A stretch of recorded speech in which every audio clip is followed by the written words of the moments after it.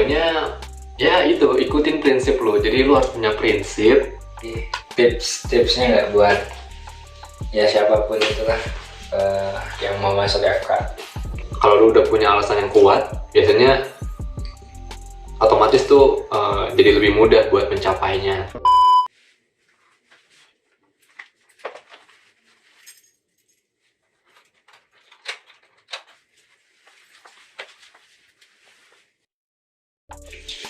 Bagaimana Anda tetap bisa fokus di olahraga tapi ngejar akademik juga dapat? Aduh. Ini tes gue. Lu maksudnya di SMA ini nggak sih ranking gitu? Enggak. Karena Full besar? enggak, beneran. Asli enggak? Gue paling tinggi ranking 13 di kelas. Selama SMA? SMP, SD? Kalau SMP SD mah ya maksudnya juara, alhamdulillah. Oh, SMA doang berarti persaingan ketat. Sama. Karena ya SMA gue, teman-teman gue pintar-pintar semua. Asli. Kita BU itu kayak udah biasa. SNM banyak ya dari SMA? Banyak. Sama berapa sih? Sama berapa Jakarta? 78. 8 lebih keren lagi kan? Ya, kalau 8 tuh se-Jakarta. Tapi kalau 78 tuh nomor satunya se-Jakarta Barat. Oh, jadi lu masuk ke SMA nomor 1 se-Jakarta Barat. Nah, Dulu. Nggak tahu sekarang kan kayaknya udah rata semua tuh SMA ya. oh iya, udah ada ini ya, mekanisme pemerataan. Iya. Gimana jadi tadi lu bisa Apa ya? tipsnya dong? Paling ini sih, lu olahraga banyak, tapi belajar juga banyak. Jadi seimbang aja sih sebenarnya. Gue waktu SMA tuh gue ikutan les juga. Jadi gue sebenarnya tipenya tuh apa ya? Gue tipe yang jarang belajar di rumah sebenarnya. Kalau boleh jujur ya, di rumah tuh gue cuma kayak main, tidur, ngumpul bareng keluarga gitu. Jadi belajarnya fokusnya ya di kelas atau di tempat les gitu. Bahkan kalau boleh cerita juga ya, gue les bahkan waktu persiapan ini kuliah, masuk kuliah ya, gue les sampai kadang pulang tuh jam 8, jam 9 malam gitu. Sama. Udah kayak seharian gitu. Sama persis sama gue. Kayak lebih apa ya, kondisinya mendukung gitu di tempat les tuh kayak anak-anaknya kan belajar juga, jadi mendukung. Sama buat ini konsul sih. Nah ya itu juga. Jadi lebih dekat ke si guru. Kalau ada yang bingung langsung tanya, sama si guru juga gitu untuk persiapan mau SBM. Iya. Berarti belajar ya, olahraga tetap jalan. Oke. Belajar buat yang tadi tes tulisnya sebenarnya pelajaran apa? Pelajaran umum atau pelajaran tes tulisnya tuh sama kayak TBK. Oh, sama kayak TBK. Soalnya mirip. Oh, berarti yang lu pelajari ketika les ya bermanfaat di situ juga ya tetap. Iya, bermanfaat. Dulu belum ada yang jalur tanpa tes ya, mandiri. Nah, sekarang kalau nggak salah ada ya. Yang apa tuh, lewat apa? jadi makin nilai UTBK-nya aja gitu. Oh, kayak nggak ada deh. Nggak ada, berarti dulu semua lu tes gitu ya? Iya. Enggak, ada beberapa univ, tapi kalau Unpad ya maksudnya Unpad nggak ada yang dulu waktu itu. Sekarang ada kalau nggak salah tuh yang pakai nilai UTBK ya. Nggak tahu ya kalau misalnya sekarang udah berubah lagi. Setahu gue waktu terakhir nanya ke adik kelas ada yang jalur begitu. Kalau nggak ada, mohon maaf aja, dikoreksi aja kalau salah. Somasi. Tadi selain olahraga, lu aktif organisasi juga. Coba organisasi apa saja yang Anda sudah jalani selama di perkuliahan FK ini? Apa ya? Kalau organisasi sebenarnya nggak begitu banyak sih. Paling ini waktu tahun pertama sempat ikutan AMSA. Terus Ya AMSA tuh kan kayak yang di asosiasi FK ya, medical student, jadi kedokteran banget gitu. Terus ada Ashifa tuh rohis gitu. Nah itu lebih aktif di rohis sih sebenarnya di Ashifa itu. Sampai tahun selanjutnya tuh jadi kadif gitu di Ashifa. Ya lu juga ya. Ya itu. Terus selain organisasi itu ada UKM. UKM olahraga ya. UKM olahraga tuh ikutan tenis meja. UKM tenis meja fakultas. Terus UKM volley. Gue sebenarnya ikut lu juga volley tapi tengah-tengah gitu kayak nggak dari awal. Sama UKM Unif tenis meja. Gitu. Dan kebetulan ya. Apa? Enggak. Gue ini kan jarang yang anak FK tuh jarang ngambil organisasi di luar FK kan. Jarang. Lu kenapa ikut yang di Unif? UKM Unif. Iya, karena biasanya tuh jadwal kan kalau di Unif tuh maksudnya organisasi di luar FK jadwalnya biasanya beda sama takutnya nabrak kan, kita pikirannya gitu biasanya. Kalau gue tuh kan ini olahraga ya, dan gue karena apa ya, karena pertama tenis meja tuh olahraga yang jarang diminatin kan ya. Iya. Lu tahu sendiri jarang banget yang suka tenis meja, apalagi jago gitu. Nah karena itu gue pengen nyari biar bisa berkembang, kan lawan juga harus lebih tinggi dong pastinya. Nah makanya gue nyari yang di Uni. Oke, berarti poinnya adalah lu mencari enggak berkembang. Gue mau berkembang itu aja. Gue mau berkembang. Mencari teman sparring yang jago. Akui saja. Oke, sama. Ya pengen menyalurkan. Kayaknya di FK-nya itu jarang kan? Iya. Yang suka, makanya wajar lah. Sebenarnya di FK juga ada sih yang jago juga beberapa. Tapi nggak banyak gitu yang main, yang suka aja jarang gitu. Kalau badminton masih banyak sih di FK yang suka main, dan yang biasa-biasa aja juga suka main juga banyak gitu kan. Kalau tenis meja tuh kayak malu sih. Iya. Belum bisa. Asli. Padahal malu ya gitulah. Padahal dokter-dokter di FK jago-jago ya kan? Iya asli. Kalau kejuaraan FK Unpad jago-jago. Kejuaraan se-Unpad tuh biasanya yang menang FK pasti. Oke, memang dosen kita tenis meja harus dipertahankan. Oke. Berarti intinya itu ya, lu mencari di luar, di organisasi luar. Terus jadi ketua juga kan? Nah, ini nih. Kebetulan jadi ditunjuk jadi ketua juga. Kenapa tuh mau jadi ketua di organisasi? Karena enak, kerjanya tuh nyuruh-nyuruh aja. Motivasi buat jadi ketua adalah nyuruh-nyuruh aja. Enggak. Bercanda. Ya. Apa ya, sebenarnya awalnya nggak kepikiran sama sekali sih buat jadi ketua, jujur. Tapi pas lagi ngejalanin, ya, karena awalnya kan aku ini tahun pertama udah jadi ini, ditunjuk jadi wakil ketua KMF tenis meja di fakultas loh. Oh iya. Otomatis tahun selanjutnya mau nggak mau aku jadi ketua. Gue jadi ketua. Hari ini orang yang masih suka ngomong aku kamu ya.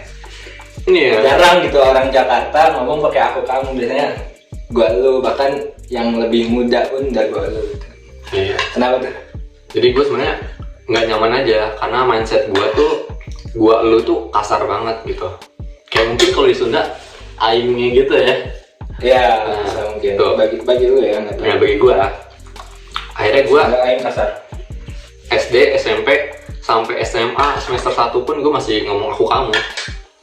Karena prinsip gue tuh nggak enak ngomong gue lu tuh kasar. Tapi karena di sekolahan gue cuma hampir bisa dibilang sendirian ngomong aku kamu. Jadi ya udah, teman-teman gue kayak nyuruh, ayolah lu ngomong gue lu aja gitu. Tapi awal-awal masih semester 1 tuh gue ngomong aku kamu. Tapi mereka nggak nyaman gitu. Akhirnya semester 2 ya gue coba aja lah ngomong gue lu gitu. Berarti lu dulu nyamannya aku kamu. Iya. Semester 1 itu bahkan masih nyaman aku kamu. Iya. Gua lu tuh pas lu nyoba pasti canggung. Iya benar. Iya. Sama sih gue juga ngomong gua lu awal-awal canggung tapi udah lama. Gua aja mulai ngomong gua lu SMP mungkin. Nah, Gua SMA ya. Rata-rata gitu biasanya. Hebat. Menarik ya.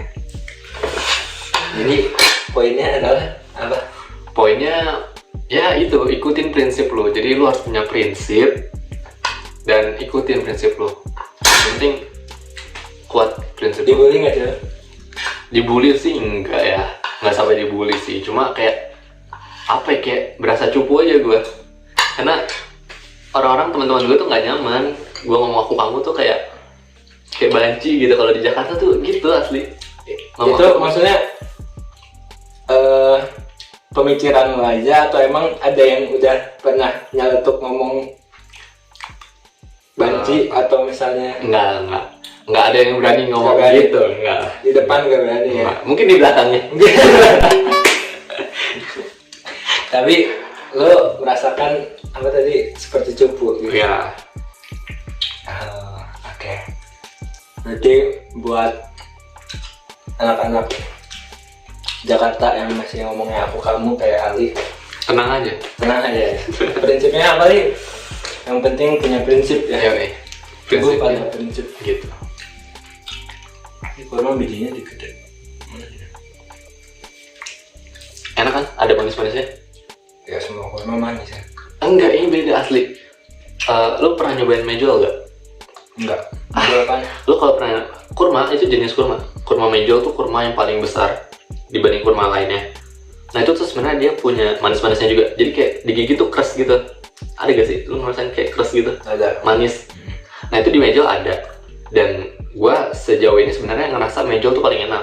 Tapi setelah gua nyobain kurma sukari, ini kurma sukari yang tadi lu syuting ya, tadi lu shoot. Nah itu ada manis-manisnya juga, keras-kerasnya tuh manis gitu dan lebih banyak. Kayak udah ini the best sejauh ini. Gue selalu stok di kamar. Luar biasa. Kali ini pemerhati makanan ya. Beda ya, stok makanannya cukup melimpah di kamar. Alhamdulillah. Luar biasa, pemerhati makanan, olahraga. Pemerhati kamu. Aduh, gue tuh mau ngomong ini, pemerhati dia gitu. Tapi kan siapa? Ntar nggak jelas. Jadi ntar dikat aja ya, tolong. Nggak dikat, paling ada yang edit. Editor siap-siap. Terakhir buat pertanyaan buat Ali, lo kan udah menjalani lika-liku kehidupan di FK selama 3 tahun ya 3 tahunan lah, dengan proses studi masuk yang nggak gampang, ada yang hal-hal yang tricky ya, terus akhirnya lu masuk ke lingkungan FK. Ada udah 3 tahun nih kehidupan di FK dan melewati perjalanan dari mulai proses masuk sampai sekarang udah aktif organisasi juga, olahraga. Masih ya sampai sekarang olahraga? Alhamdulillah masih. Mantap. Boleh ngasih tips-tipsnya nggak buat ya siapapun itulah yang mau masuk FK? Oh, yang buat masuk FK nih? Ya buat yang masuk FK dulu dah. Kalau buat yang mau masuk FK, apa ya? Paling ya ketahuin dulu gitu. Big why kan? Alasan lu pengen masuk FK gitu. Kalau lu udah punya alasan yang kuat, biasanya otomatis tuh jadi lebih mudah buat mencapainya. Terus juga kalau bisa itu keinginan diri lu sendiri gitu, bukan keinginan orang lain siapapun itu, kayak gitu. Kalau udah keinginan diri sendiri biasanya lebih kuat motivasinya dan jadi lebih mudah insya Allah. Dan kalau emang ternyata mungkin belum ditakdirkan gitu ya udah it's okay, nggak apa-apa, karena dunia ini bukan cuma tentang FK doang nggak sih? Yeah. Banyak yang ternyata kisah-kisah yang kayak dia mau masuk FK tapi ternyata ke jurusan lain dan ternyata dia lebih sukses di situ. Jadi kita nggak tahu kan takdir gitu, kita nggak tahu. Jadi ya udah belajar menerima. Berarti yang pertama harus berangkat dari keinginan sendiri ya. Yoi. Biar big why-nya tadi tahu kita kenapa mau masuk FK dan jadi motivasi buat kedepannya buat mengejar FK-nya itu. Sama setelah si pengumuman itu udah urusannya kembali ke takdir ya. Tawakal. Yang penting udah Ikhtiar dan tawakal ya. Oke, mantap sekali. Survive di FK selama 3 tahun ini dengan hal-hal yang lo lakuin tadi. Survive. Udah kayak battleground aja ya. Apa tuh? Gua nggak tahu dulu. PUBG, lu nggak tahu PUBG? Kagak, gua nggak main game PUBG. Ya gitu lah. Survive ya, apa ya? Mungkin khusus di FK 4 kali ya, karena gua nggak tahu di FK lain kayak gimana. Iya benar, FK 4. Kalau di FK 4 tuh yang penting ini sih, kalian tuh pas lagi mau masa-masa ujian belajar yang bener aja, karena tingkat paling stresnya tuh ya pas mau ujian aja. Pas lagi belajar biasa nggak ada ujian gitu, jadi pas lagi UTS atau UAS tengah semester atau akhir semester itu ada ujian yang bakal biasanya bikin stres. Jadi makanya belajar nyicil, kalau bisa nyicil, tapi gue nggak nyicil. Gue bukan tipe yang nyicil. Ya nyicil boleh lah, tapi gue nggak nyicil kayak ngedraft gitu loh. Jadi ya udah, yang penting merhatiin pelajaran, jadi pas belajar juga nggak keteteran banget. Oke, berarti intinya dari apa yang mau disampaikan, tips buat kalian semua yang berkuliah di FK ataupun mau masuk FK, buat nanti kuliah di FK itu FK Unpad terutama,